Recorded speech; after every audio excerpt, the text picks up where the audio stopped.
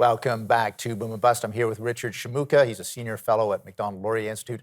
Richard, please continue your point about where these semiconductor chips play a role in our society. Please continue. If you look at the United States, there's been major concern among senior decision makers. A couple of months ago, Eric Schmidt, who was the former CEO of Google, highlighted this is an area that the United States may lose, and he advised that basically if this is an area that China is able to succeed in, which is a major goal of the Chinese government, the Chinese Communist Party, that this could have serious consequences for the United States and the broader West's ability to compete against China in a whole range of fields, as we kind of talked about before, in this kind of dual use technologies. So, in terms of what this is analogous to, the people would understand. I think you mentioned in your article about this that it's kind of analogous to the Cold War in some ways and different in other ways. Maybe go into that a little bit. I think that this is in some ways is kind of a new Cold War, right? A lot of these systems have its ability. It touches all aspects of our society, right? And it's utilized in ways that can really give China a leg up with not just the hard security side, but just its broader economic competition. And so if you look at what the United States administration is saying, and I might add, like even Chrystia Freeland, the deputy prime minister, basically said the same thing in a recent speech, is that if we are not effective at competing with China on these technologies or whatnot, that this would be a major area that we would basically lose, or we can not be as competitive with them going forward. Right, and it's not just a matter of competition. The thing about the Cold War was the economies were not interlocked with the Soviet Empire, but it was also a geopolitical fight as well. Absolutely.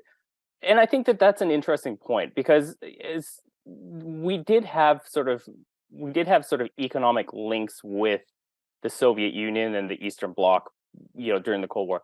In this case, we're much more interlocked with China, and an area of this is critical minerals, right?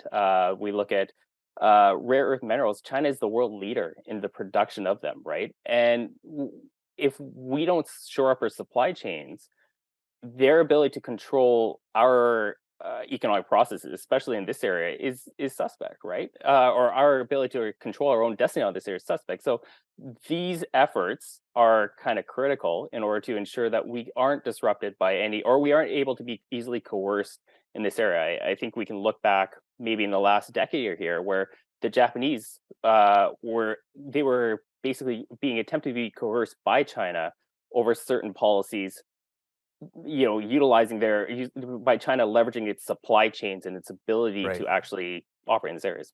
Right. No, good point. Good point. I also want to talk a little bit about the role of state capitalism entities on this threat, because for viewers who may not be aware, when we're talking about Chinese businesses, there is a deep connection between some of those businesses and the Chinese Communist Party. So maybe go into that a little bit.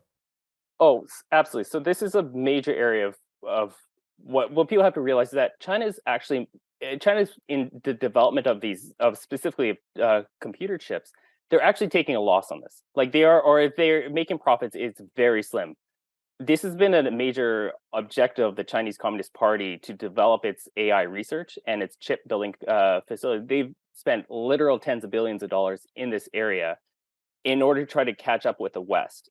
And because they too see this as a major area of competition and ability to sort of catch up and surpass the West. So the state-owned enterprises are funded in order to sort of develop their capacity and whatnot, and the Western export controls that the U.S. is trying to put into place is trying to sort of block this and make it much more costly for them to get ahead, right? So they will have to develop an increasing amount of the underlying technologies that they need to get ahead. They can't facilitate their growth using Western technologies that are existing and sort of subsidize their own efforts. It all has to be now done through Chinese sources.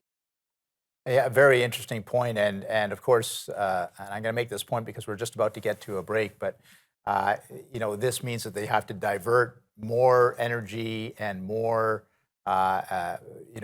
brain power and resources to developing these chips because they will not be automatically available from Western sources. And so I want to talk a little bit about China's reaction to this. We're going to take a brief break. Please stay with us. We'll be right back.